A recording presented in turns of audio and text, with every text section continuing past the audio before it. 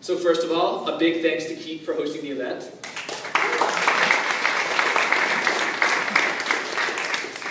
For those of you who don't know, Kiip's a mobile rewards network that's really sort of redefining mobile advertising through a platform that leverages moments of achievement. If you're an app developer, particularly sports app developer, they do things like help reward users with rewards for brands like EA Sports, Ford, and Old Spice. If you guys are interested in learning more about Kiip, there's a ton of people around the room who can tell you about him. Big thanks in particular to Ryan Lassard. He reached out about hosting, so he was critical in making this event happen. Also, a big thanks to Sports Data, who's over at the display table in the back. Yeah.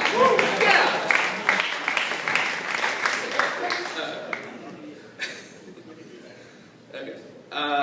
They're a pretty awesome data company, to be honest. They're sort of disrupting the stats monopoly, insane amounts of real-time data for all events. I constantly look at them and wish I was more technical and could like hack fun stuff together. Anyway, Tom Masterman, their head of BD, is in the back. I know Bleacher Report, among other people, uses their data, so talk to him. And then finally, a big thanks to the people who volunteered and helped put the event together. Dave Collins in particular is over on the camera, so thanks a lot for that.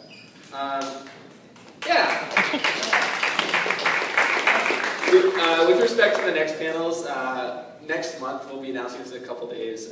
We've got an awesome panel coming up about analytics and data, which will be a lot of fun. And then we don't really have plans for the panels after that, so as always, if you want to be on a panel, if you have ideas for a panel, let me know and we'll make it happen. Finally, please tweet about the event. We always like that. I check the questions, the comments, etc. The hashtag is #SportsAndTech, ANDETECH, and we can track everything. Anyway, without further ado, I want to introduce our terrific panel. From left to right. To my left is Shanan Delp. He's the VP of Product Management and Marketing at Bleacher Report, and he was previously at Flickr, Yahoo, and CBS. And he is, among other things, a Cal football fan. To his left is Ty Barnes.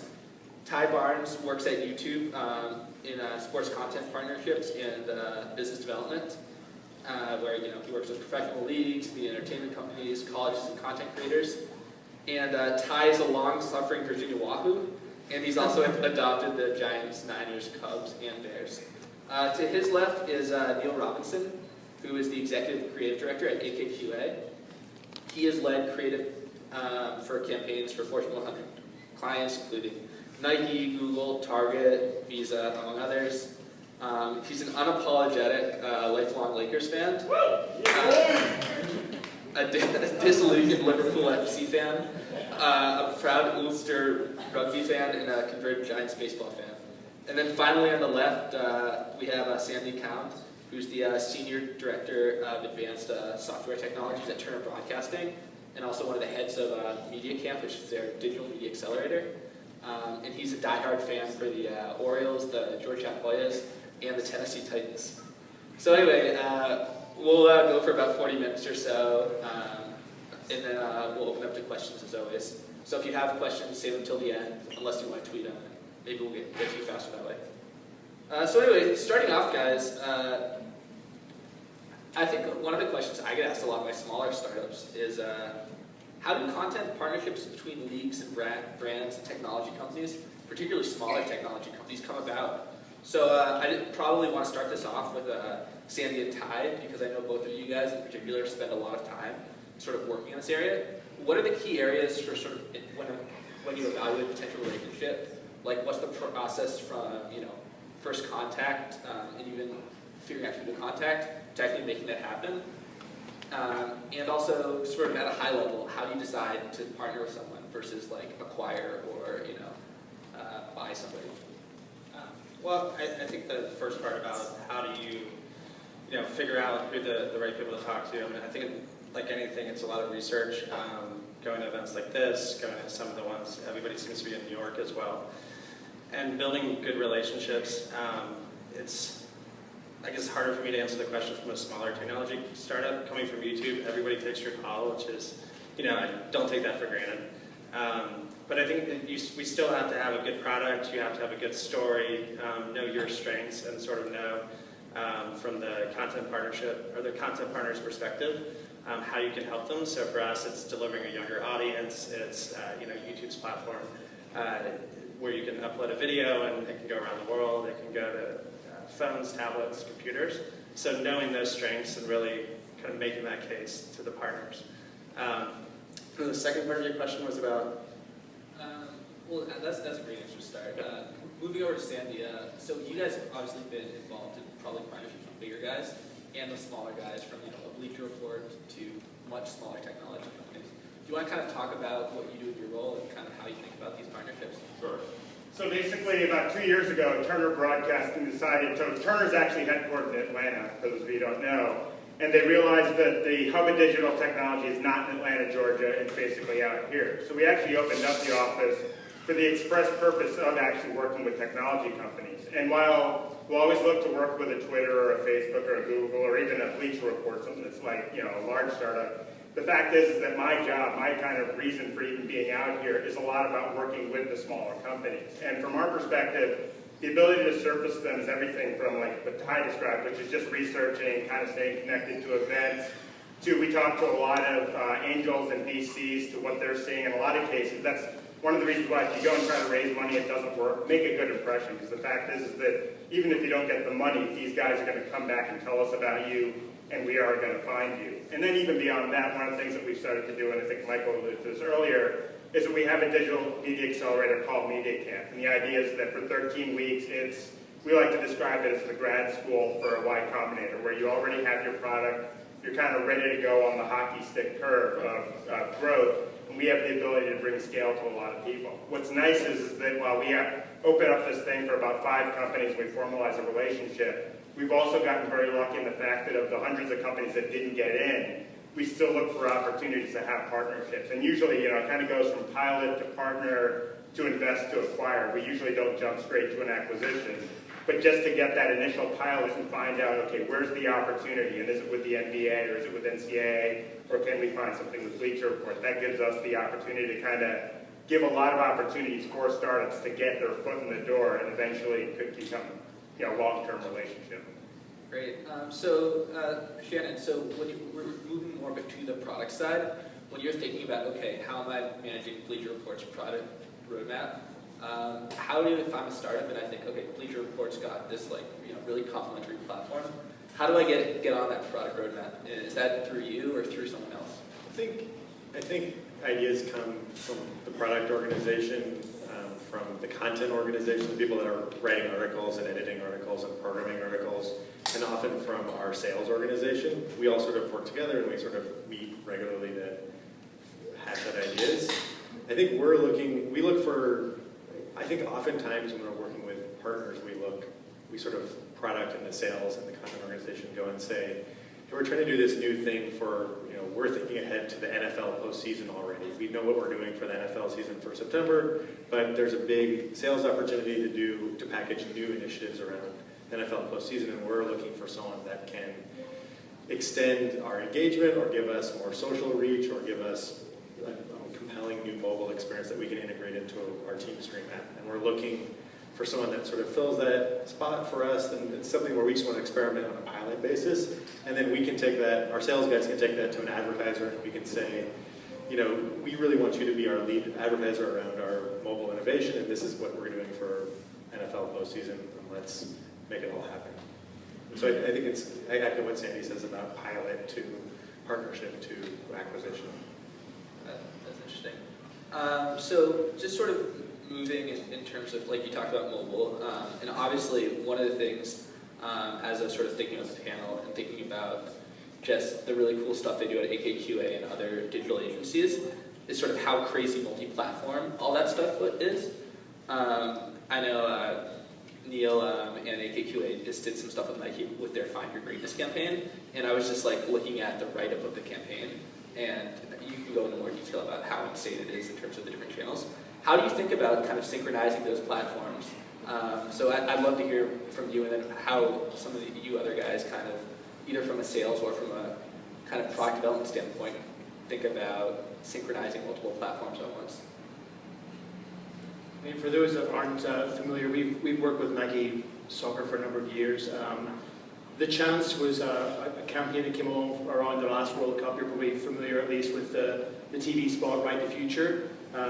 For us, it's multi-platform comes out of wanting to be where the consumer is, and that campaign in particular was really about Nike positioning themselves at a point where they could actually enhance a young athlete's career. And the Chance was done a couple of years ago. Define Your Greatness is the follow-up campaign to that, essentially trying to find young consumers who wanted to get better at the game. Nike Academy is a soccer academy they've had for a number of years as well that really kind of coaches and develops young players. So for us, I mean, it really has become a no-brainer with a client like Nike that have spent so much time and energy becoming a multi-platform organization that, for example, mobile, all the appropriate social networks really kind of come into play with every campaign. So I mean, it starts with wanting to follow the user and be where they are, and certainly for an active audience, mobile, for example, became a really obvious starting point for us.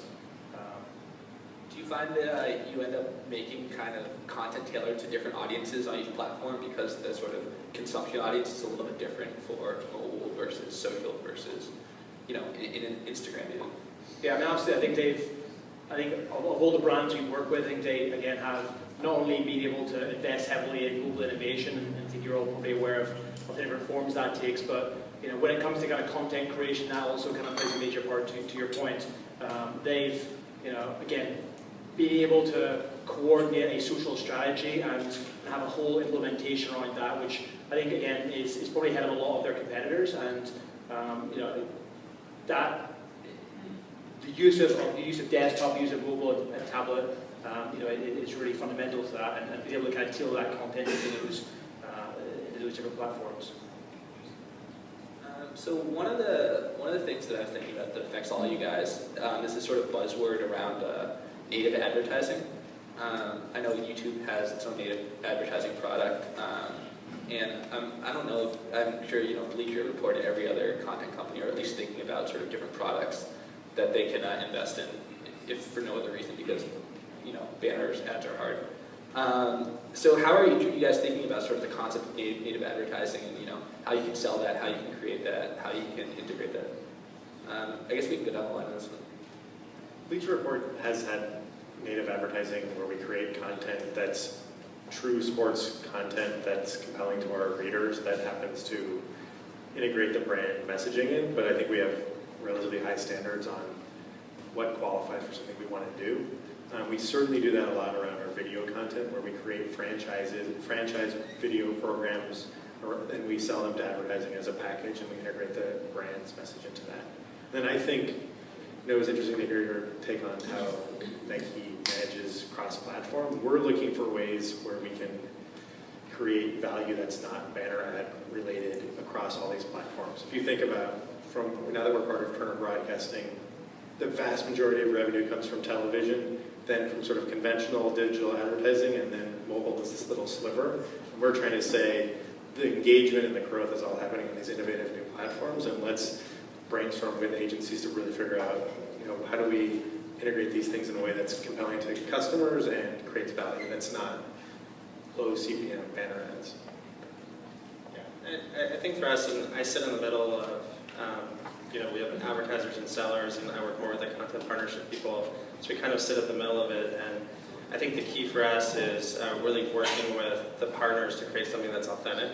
I think if it's not authentic, it feels like a forced sort of advertisement that it doesn't really resonate with the audience, and the whole point of kind of building these special engagements is delivering a large audience in a unique way where they really engage with the product. So I think that's the key, is creating authentic content that really speaks to our user base. We spend a lot of time, I guess, chatting with media owners and partners about exactly that same thing. And I mean, it's not necessarily an easy thing, especially when you're kind of coming from the agency perspective, finding a partner that can truly integrate with the campaign and produce stuff of real value. And it's, again, we've always got a very vested creative interest in producing that work alongside those guys. So we've certainly, have the same aspirations, because if you don't have that authenticity around the content, and you really sell yourself short. But I think, again, to the point with banner ads, I think we've, the work we've done with Nike and the Chance, I mean, that was some, what I can consider pretty premium content, long-form content, that within the kind of YouTube environment had huge value for the brand. And if you think back to even the launch of Right the Future as an example, I mean, Nike figured out that high value content within that platform had hugely more value than online advertising and so forth. So again, it's been a mainstay of what we do. I think brokering those deals and finding that value with partners is still it's not an easy process. But again, it kind of comes down to finding organisations that have got a true affinity to an audience as well as the subject matter. I think for us, I mean, at the end of the day, we're still a TV network, right? So we make billions of dollars off of repeats of The Big Bang Theory. And after a while, that's only going to go so far, especially because you can get the DVD or you can go to Netflix and anything like that. And I think from our perspective, what Shanan had mentioned a little bit about, well, there's digital. Well, we make a ton of money from DirecTV and Comcast and all the operators, and then we make a ton of money from linear ads where you'll see Sprite show up, whether it's actually on a 30-second spot or if it's the Sprite presents a slam dunk competition. And I think from our perspective, what we're doing with digital, it's still linear dollars and digital dimes. The good news is that it used to be linear dollars and digital pennies. So at least we're moving up in order of magnitude. But at the end of the day, we're still trying to figure out new ways of monetizing. We do pre-roll, and that does serve to generate a decent amount of revenue. But going back to the question about who we even want to partner with, frankly, somebody out there, somebody probably in this audience has a great idea for the next monetization platform that isn't banner ads, that isn't that's something that actually is the new way to monetize, the same way Google basically revolutionized search by coming up with the concept of AdWords. And that's kind of what we're looking for out of startups. That's really what we need, because at the end of the day, if this keeps up, the linear dollar is going to continue to go down. The digital dollars are only going to go up at a certain rate, and I'm going to be on the unemployment line. Do you think the problem is that the ads suck, or that that the platforms are not as wonderful? I know the ad creative guys are all incredible. Or do you think it's like one of the things I was just spending some time with a video company that might go public soon, and they were saying the reason they've seen sort of a multi-X spike in their revenue over the last few years is the analytics around ComScore and Nielsen started providing better analytics around kind of video ads and around reach, and that was honored by the old media guys. Is this an analytics issue, or is this an effectiveness thing? I'll take the first crack at it. I think the internet's such an instantaneous sort of gratification thing, right? We talk about the short attention span that got a lot less when people got remote controls, and it kind of keeps going down, that you don't want to sit through a 30-second pre-roll just to watch a 2-minute clip, right? That's the end of the day. The experience does need to get better. It could be a great ad. If it's a fantastic ad, that's different. But at the end of the day, no one wants to sit through it. And a lot of times what we'll see even in the analytics, if someone does it, realizes they're a pre-roll, and hits the back button before that pre-roll even can download. So I think thinking about new ways that actually don't take away from the content or don't distract or delay the content gratification, but at the same time actually provide some value that an advertiser cares about, that's still the holy grail in our book. Anyone else have anything to add on that? It's also a supply and demand thing. If you look at the dollars that are going into TV right now versus digital, I think Sandy said it earlier, there's a long way to go, and those are only rise. But part of that, the way it's going to rise is by, figuring out what's the next level of engagement product that can deliver higher CPMs. So one of the things that I see a lot about stuff about, both on the ad side and also the product side, and on the sort of experience side, is this sort of idea of sort of a more personalized experience. Whether it's Nike Plus data or Blue Kai data, or a product like TeamStream is more customized to what you're looking at. How do you guys think about personalization and kind of how you can both make kind of more effective personalized experience and also kind of implement new forms of data now that you have these trackers in all of our pockets? I think personally, I worked years and years ago on My Yahoo, where you could get some small percentage of people that visited Yahoo to personalize because they understood the benefits and they wanted to take the effort. I think one of the great discoveries of Bleacher Report is that choosing teams in sports is a very intuitive thing, and people understand the benefit of taking those seconds to say that you like these teams and you want this information. And it just clicks in sports. I think people get it. It's sort of like they get weather and they get stock tickers. I think for the broader conversation, I think it's just about choosing personalization that's relevant where people understand that trade-off. That seems to be the biggest hurdle to climb. On the sort of creative ad side deal, are you guys doing much stuff in terms of, for example, with the Nike, where, you have these sensors like Nike Plus and kind of creating more personalized experiences? I mean, I think the key thing with something like Fuel or the whole kind of Nike Plus infrastructure is that you have that direct-to-consumer dialogue. And I think one of the things we're really passionate about, I mean, everyone can deride advertising for the fact that, frankly, it's not a very efficient way of getting a message across. And the platform of Nike Plus really allows us to kind of dial that conversation in, again, beyond advertising in a really personalized way, which is sustainable. I think that's, again, sustainability is a major part of what Nike are focused on.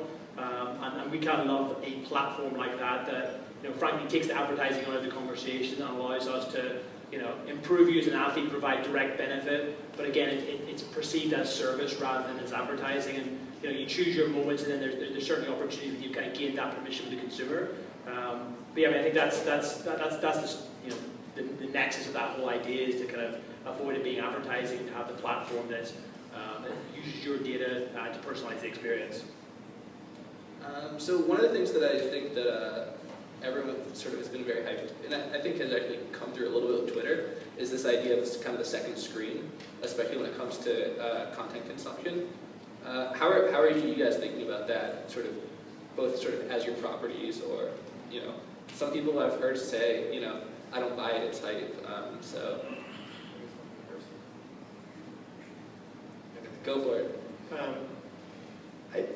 I think at Bleacher Report, we spend a lot of time curating social content that is highly complementary to what people are getting during games. We do live event coverage of major playoff games. We do this great live event coverage during NFL and college football days when there are a lot of games going on. We sort of give you a red zone experience, whatever device you want. I think we all say that Twitter is totally killing this thing. Like, they're doing the best job. Like, we're all doing a good job making sense of that.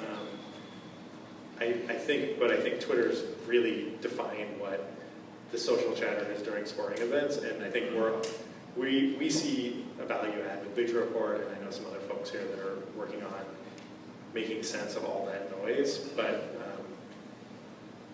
I think there's something real there. There's a genuine impulse to supplement this experience and make it more interactive and talk to your friends and have all these conversations. And we spend a lot of time thinking about what that can be and what it can be for advertisers, and it's a very important, there's a lot of stuff that Bleacher Report does during the off hours when games aren't going on, but there's this intense consumption that goes on during games, and I think the social conversation is positively integral to that. So Ty, does the second screen register for YouTube? Because I think you guys have the first screen for like a lot of the ways I consume content. Yeah, I think in sports we see ourselves as a daily destination, a catch up, where tomorrow morning you're going to say, what happened in the Giants game last night? You can go and now that we have an MLB deal in place, you can look at the highlights from the game. I think the second screen, I think it exists. If you look at the usage data for users, they're definitely using multiple devices at the same time throughout the day, particularly at night. The question is, how do you take advantage of that? And I think Twitter obviously has done a great job. I mean, we all personally have experienced that. I've had partners do live streams around the game where they'll have either, not a B team of announcers, but just different announcers, maybe focus on a younger audience, talking kind of like on the couch sort of situation, like you're drinking a beer with your buddies and talking to these guys.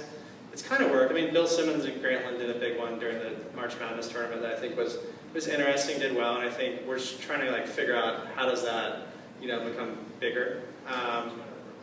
Yeah, counter, but the NCAA tournament, yeah, is right there. So it's I think a positive thing. I think there are opportunities which we haven't quite figured out, and they're kind of like legal reasons. I think around G Plus and Hangouts, but the thought that you could watch a game with your college buddies around the country as you guys are changing diapers. But I think that technology is still being worked on, and I think as we all get better broadband and connected devices, we'll kind of see a lot more technologies in the next couple of years. I think about 3-4 years ago, we created a mobile second screen experience for Heineken called Star Player, essentially gamifying the couch experience for soccer fans. I think it was around Euro Champs at the time, and I mean that was dipping, really our toe in that kind of second screen experience, but again, going beyond, alternative content provision, but really entering into, essentially within soccer, the kind of all those periods within the game where there's no action, there's not necessarily the kind of competitive dialogue with one fan to the other, but being able to auto-predict who was going to score the next goal or who was going to take the next corner. So really breaking the game down, and that right now I know that one of the startups in town, kind of Quarter, take that same approach of providing in-game gamification essentially. And for us it was 3 years ago when we did that with Star Player for Heineken, won a ton of awards, really was ahead of its time in some regards. But again, tapped into that engagement factor that was, the simple insight being that the majority of Heineken drinkers drank those beers while they were on the sofa and not at the bar when they were actually chatting person to person with their friends. So it really kind of filled a user gap, as well as just being, really good fun for folks. Yeah, I mean, the Star Player experience was, I'd say it was ahead of its time. I think the media buzz and the hype and PR we got for it far exceeded possibly the number of users. But again, a great example where an agency can kind of take on the role of being the inventor, and sometimes, obviously, as the creative inventor of those ideas, you get worried the fact you're not actually the startup going to monetize that thing. And I kind of looked at Quarter the other day, and like, damn it, those guys have kind of taken that on and run with it. But yeah, I mean, audience participation wasn't necessarily as high as we wanted it to be, even though we did 2 seasons of it. Yeah, this is, I think what you're saying is going to be a good transition to Sandy's answer. Because, I mean, Turner's, you guys have Social Dugout, which is with those guys. And NBA Game Time as well. That's you guys? NBA Game Time we'd actually built on our own. So yeah, we, like Turner in general, has invested a lot in the second screen because we have so much invested in the first screen, obviously. And I think Quarter was one of the first things that we did, or that was the first partnership where we did it with Social Dugout for the playoffs. A lot of people use it. It was actually, in fact, we basically, every top of the inning we promote that, and every bottom of the inning we promote Team Stream, which is why Team Stream guys let you download this as well. So it actually, it showed some interesting pickup, particularly for people who wanted to do predictive gaming. Some people are too much into the game to do it. Some people aren't necessarily into the game enough that they want that distraction of is the next pitch going to be a fastball or a curveball or anything like that. With Game Time Assist, it was actually, I'd probably say, a little bit more for the more serious fan, and the fact that it was more, it was aligned to the broadcast, which also meant because it was using automatic content recognition, if you were watching the game on delay, and I know for me, the games start at 5 o'clock on the West Coast, I like to watch a lot of East Coast teams, that will happen. The fact that you could actually still watch the game and still see the stats in real time of what you're watching, even though you're watching it at 11 o'clock at night, was something that I found really valuable. But at the end of the day, part of the challenge is that when you're competing against Twitter, what's great about Twitter is that you can be reading about LeBron James taking his headband off and still at the same time see what's going on in everybody else's life or everybody else's conversation. It is a lot more interactive. And I think that's a really important piece. One of the things, I was up in Redmond a couple of weeks ago to meet with Microsoft, and they were showing me the whole Xbox One thing. And I think that's really where things are going to get very interesting, because suddenly it's not even about the second screen. They're throwing it back on the first screen again. And this idea of the demo, and I think they may have shown it at E3 the week after, but you have basically your best friend over in the left nav on Skype, and you got, it was a Packers fan that was on the screen, and it was a Seahawks fan that was sitting there, right? And they were talking about the Golden Tate reception, right? That, with the replacement refs finally got replaced. And it was the ultimate talked about experience, probably the entire football season, was that one pseudo catch. And the fact that you could talk about it without having to look down or without having to pick up a phone was actually a really unique thing. So a lot of things that they're doing and a lot of these new technologies that are coming out may even draw away from the tablet and back up to the TV as well, because there's still a lot of technology that can be drawn to a 42-inch screen. That's a really interesting point with the kind of multi-layer first screen thing they're doing. So obviously that's one technology you're really excited about in terms of whether partnering or just seeing the potential of it. What are the other kind of sort of new technologies you guys are seeing that are really interesting to you? I mean, obviously Google Glass is one that's talked about a lot, but what are the ones that excite you guys? I think Google Glass is sexy, it's cool, but I also think Google Fiber, which is a little bit underlooked. It's only available in Kansas City right now. We're rolling out in Austin and Provo. But it's a gigabyte down, a gigabyte up, and I think a lot of people here work for startups or developing products. that opens up a lot of opportunities when you can have that much broadband into folks' households. And we talk about Xbox and what they're doing, but you can also imagine like a split view TV screen with data, video of your friends, other things, without having the set-top box. So that's pretty interesting. I think AT&T or Verizon already announced they're doing a gig somewhere, and that's the point. I think it's to push the industry to open up.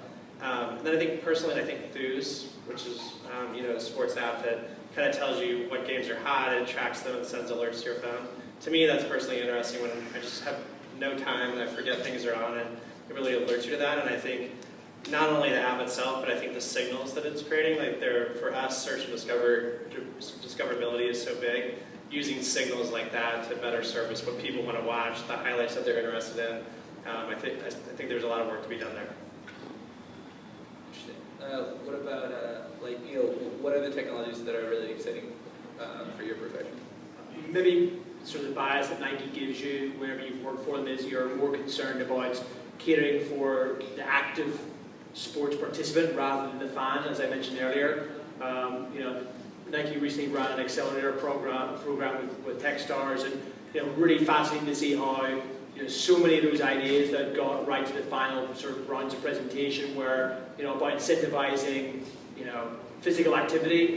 GeoPals was one of the ones that kind of came to the fore, where you have a way of taking your fuel points and allowing parents to incentivize their kids to exercise, to get stuff, so I can get 20 minutes on my iPad to watch Netflix if I have so many fuel points. So I think that kind of correlation again kind of taps into all these the buzzwords of our industry, whether it's data, Nike Fuel, and so forth. But I think things like that really incentivize participation, I think are a personal passion to us, just because as a sponsor, Nike, you really have a focus on that versus, as I mentioned earlier, the kind of couch potato experience that many other brands would cater for.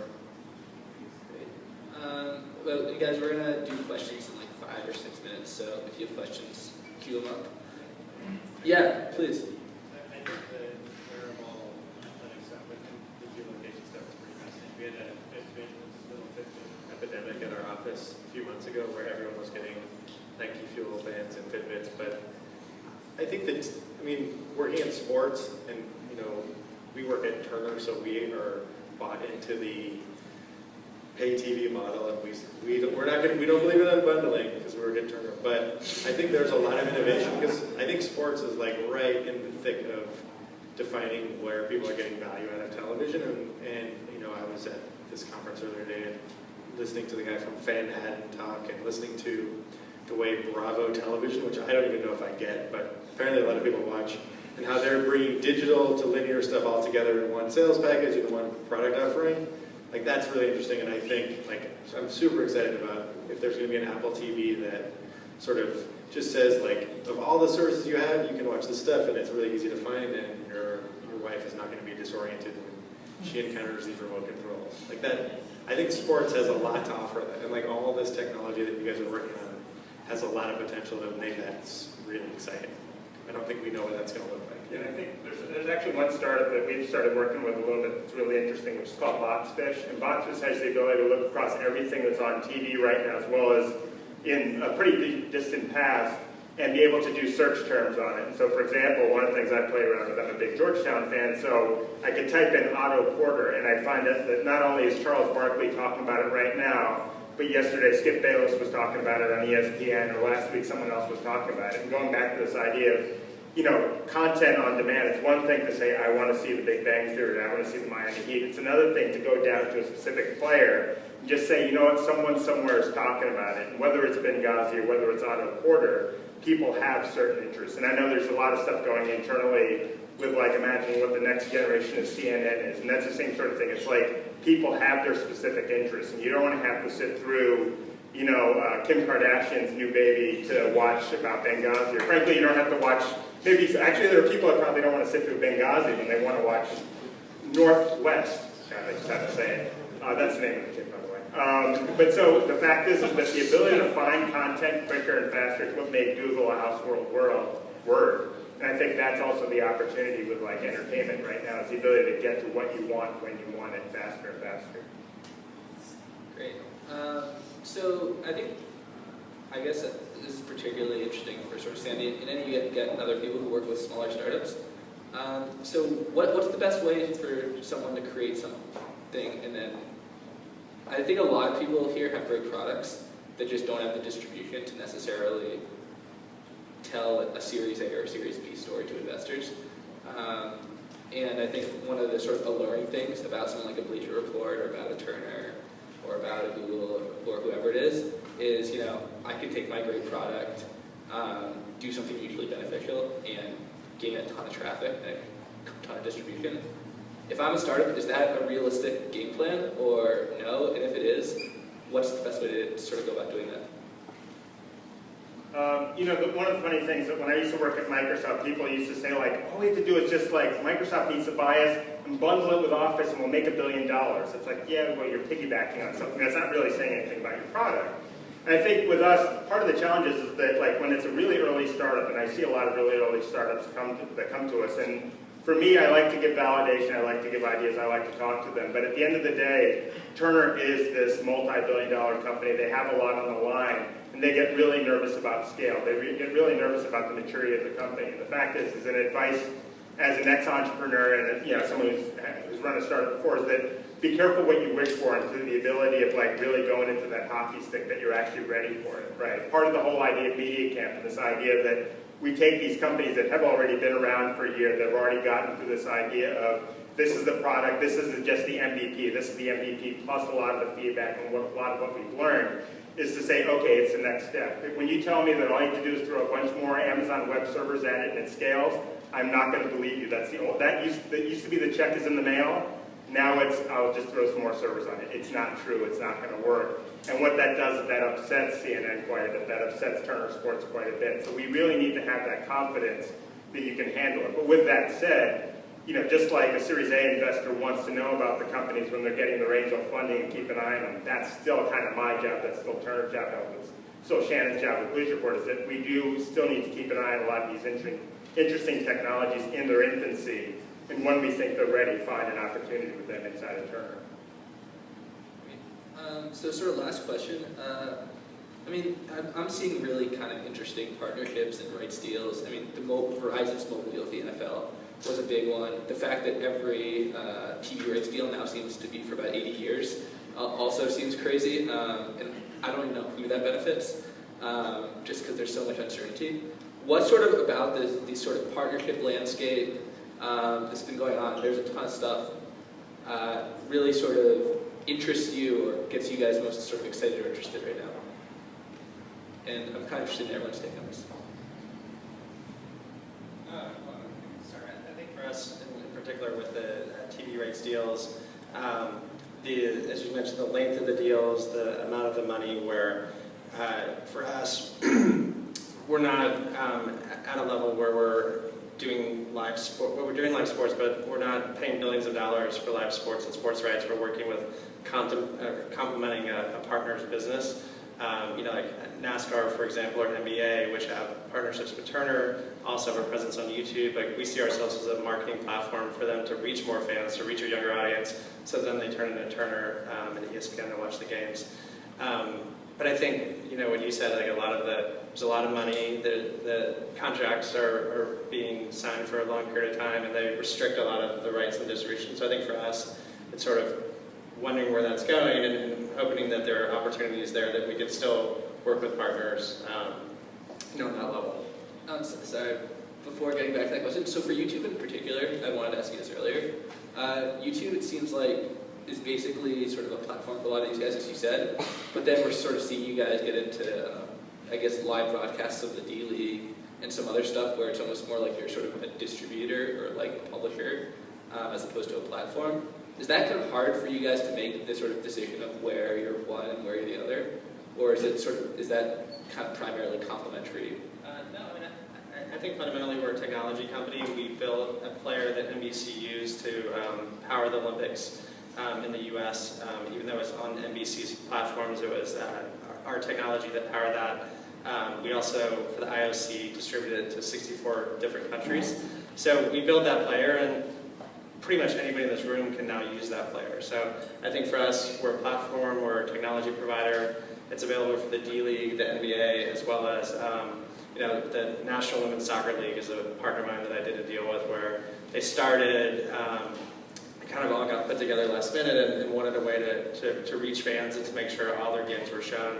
So we worked with them to get them up and running and really reach an audience. It was kind of cool to see too.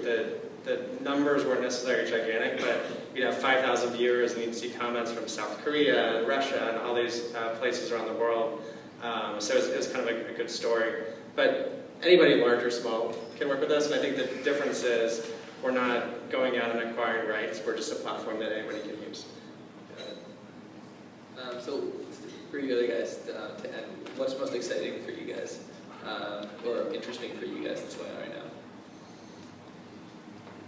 Sandy or Neil?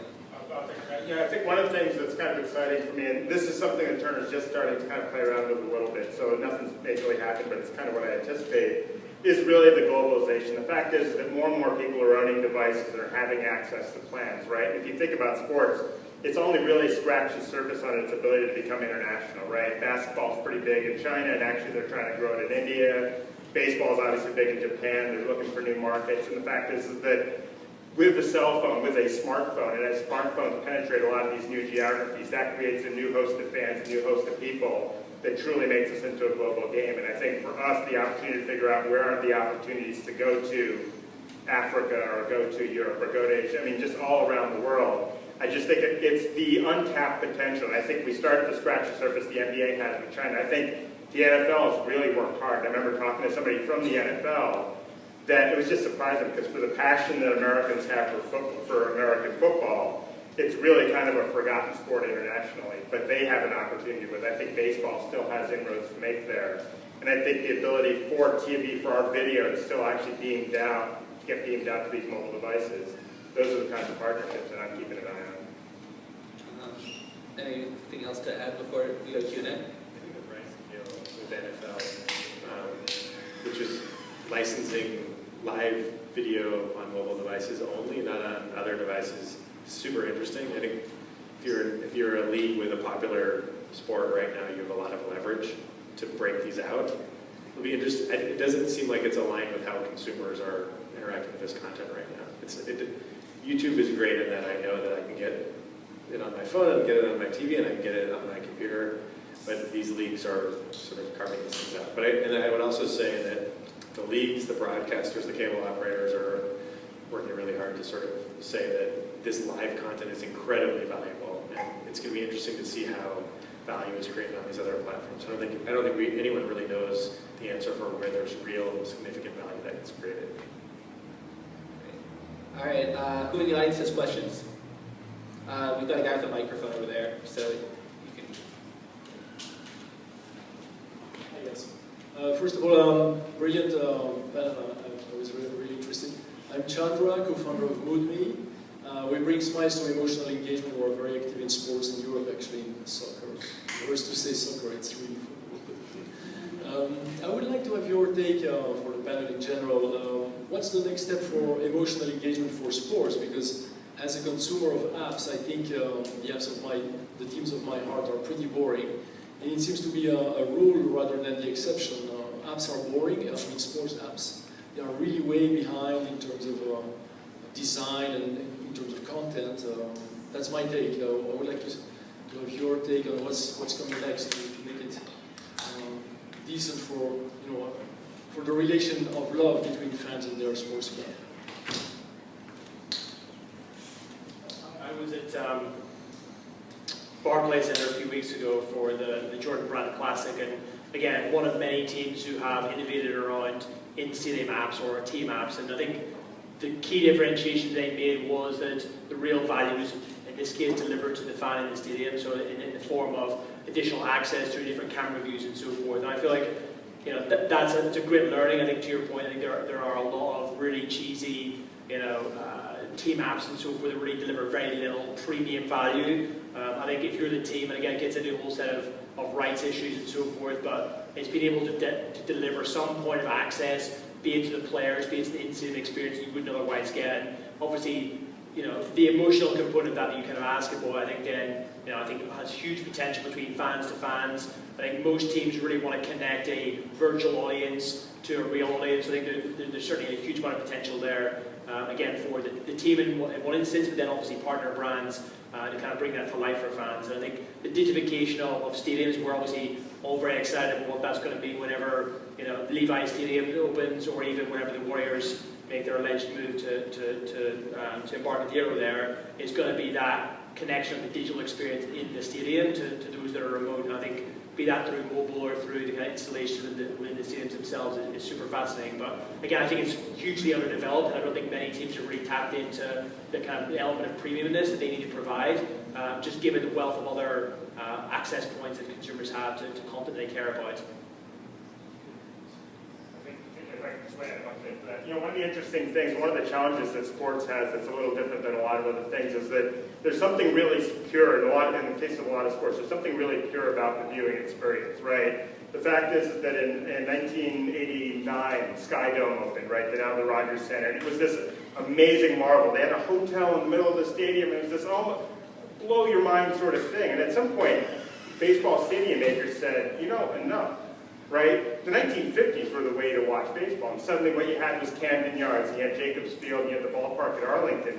It was almost retro. They went backwards to a certain degree, and obviously I'm an Oriole fan. To me, Camden Yards is like my church. But the fact, would be anyway, but the fact is that it was about almost bringing back the experience as something a little more pure, a little more straightforward. So when I think the Barclays Center is awesome, and I've heard about it, I've seen it, I've actually talked to people who actually helped build the software at Cisco, and I was involved with it. That's absolutely amazing, but when you deal with something like baseball, there is a purity to the sport that you don't want to kind of interfere with.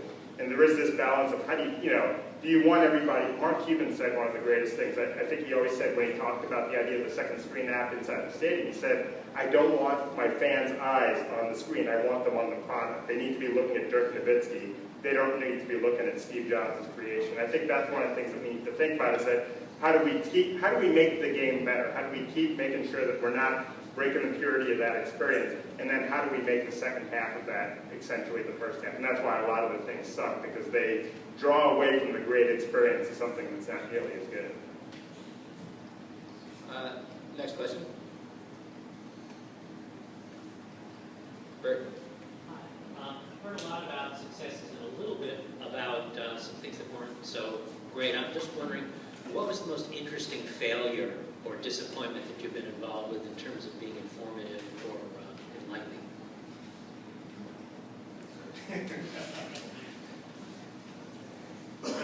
I've never failed. Bleacher Report, I think let me think of a good example. You have to be selective about these answers when you talk about your failures that lots of good people have worked on. I think we've tried to sort of create the intimacy of talking to sports with your good friends. I have my Cal football fan. I talk about Cal football with my dad and my brother, and I'm an A's fan, and I talk about the A's with a few friends. We've tried to create some intimacy around those conversations, and we, of course, want to include our content in part of that conversation. I think, right now, those conversations, if they're using technology or using the most brain-dead, simple mechanisms like SMS or telephone or maybe video chat and Twitter, for example. So I think it's hard to go and inject yourself, even though I think we have a good business case for why we want to do this. It's hard to get people to change those patterns. I don't think it's a great lesson, but there are these things like Twitter and SMS that work really well for that problem that sports fans have. Other questions? Other failures? Yeah, other failures? I think it kind of depends on how you classify failure. I think from our perspective, and again, I apologize a little for sort of over-referencing Nike, but a kind of company that is prepared to take risks and stand up when things don't work out. And again, every marketing plan has a whole set of KPIs and measurements that existed for the old world, but being wise enough to revise those KPIs and realize that they're in it for the long term. So, the breaking of the ice, so to speak, around Nike Plus then led, honestly, quite a while later to the innovation around Fuel and Fuel Band. But, it was just that stickability that they had to it. And again, it's a whole innovation mindset that we kind of talk a lot at AKQA about, which is, you have to have velocity to make decisions and learn from your mistakes quickly. But honestly, if you don't have the right kind of infrastructure internally within the kind of corporate organization to kind of sell those failures or help the organization understand how the failures are actually stepping towards some future success, then if you're just going to exist as a marketing client, you're going to be doomed. And we obviously exist a lot within sort of the San Francisco environment as almost as a venture capital firm for a lot of startups that want to connect with big brands, and we end up having to kind of tell that startup story to a brand like Jordan, who has no problem with brand awareness, but my goodness, they absolutely want to be the first. So as much as we might care for other brands around distribution, if I go to talk to my clients at Anheuser-Busch, they will absolutely care a huge amount about distribution. But certain brands like Jordan are on the edge enough to say, well, we care about a 1% of an aware audience that we'll take those risks. So again, really I think it's having much more informed KPIs around what success and failure looks like that helps agency partners like ourselves actually play the right role. And I think it's probably one of the most important factors in all. Yeah, I think we're all sort of public companies here, so you never really want to talk about failures or at least name names, but I think we've all been in situations when we're all also taking risks, so that's another element to it. So things aren't always going to work right, and I would just say we probably all have moments where you have a vision, an idea, and for some reason the execution isn't perfect, and I think that's a great thing about technology companies and the kind of culture of Silicon Valley is that you figure out what happened, and I'm looking at Albert here who works on our kind of technical partner-facing side, and we'll figure out what went wrong with the partner and dig down deep, and he'll talk to our engineers and we'll tweak things and you iterate, and I think that's sort of Google's internal motto, like launch and iterate, and it's sort of an accepted thing, but it's really about relationships and communicating with partners, and that's what matters at the end of the day, and setting expectations in the right manner. So. Next question. All right, any more questions?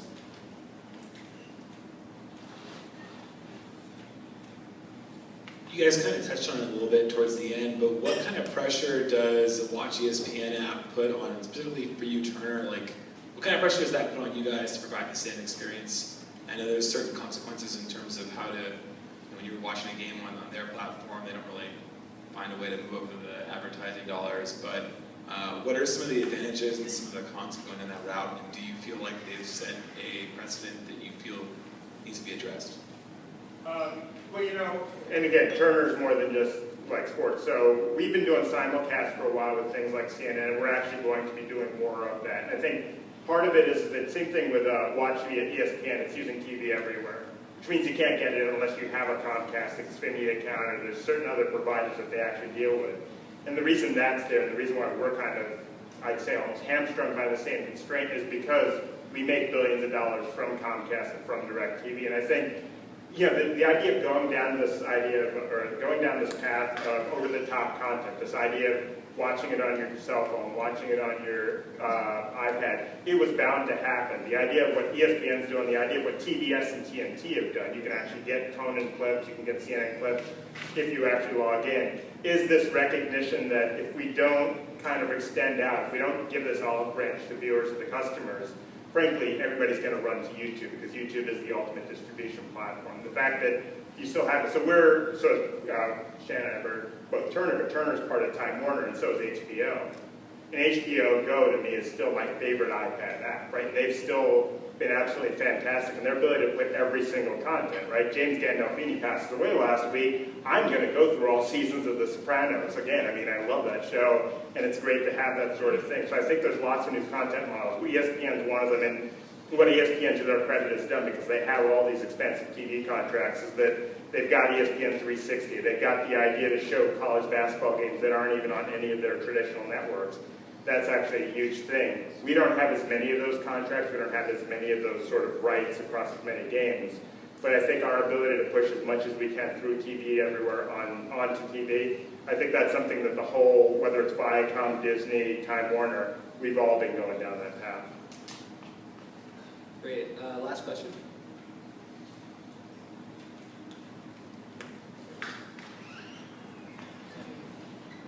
Thanks. Michael, you referenced kind of the Series A crunch. I wonder, let's say you're a startup, you've got a pretty good product. What's the feasibility of actually turning to advertisers or brands to actually look at kind of co-investment dollars, further build out product, and what are the right paths to actually do that? Sandy, I think you're probably the best person to take this. For advertising though, or for marketing? Oh, yeah, I'm sorry. Neil's probably. Last week, Tom Benegray, who's one of the founders of our organization, is also the head of WPP Ventures. So WPP Ventures, as a advertising conglomerate, have figured out that partnership with brands is one thing, but partnership with startups, which create access to audience and interactivity and so forth, is hugely important. So I think we last week announced an investment in Muzzy, which is a social platform. So that's the first venture for WPP, an advertising conglomerate into that area. So I think it's absolutely viable. I think it really, you have to understand that lens we will put over is going to be about, and I think it's really valuable. I remember having a conversation with a Microsoft colleague a number of years ago about how well advertisers are placed to be the judge and jury to some degree on the engagement potential of an app or an idea. So I think that becomes a really great forum. Again, we're kind of reaching out all the time, as I mentioned earlier, to kind of create those initial relationships and starting points. Sometimes that involves paid relationships with startups, where we're actually helping and working with them to develop their product. But I think there's a lot of opportunity. I don't think enough brands or enough startups do a good enough jobs of reaching out to advertisers and to agencies to try and broker or at least open up those conversations. I mean, frankly, if I kind of add it up, it's a small number. I get more photographers' books speculating in my inbox every morning compared to the number of emails I get from startups, trying to connect themselves with Brand Jordan or with Budweiser or Verizon. So I think it's an opportunity. I just don't think people are even seeking out right now. But I think there's massive potential there, and brands certainly want that. They want the exclusivity of working with startups in that capacity.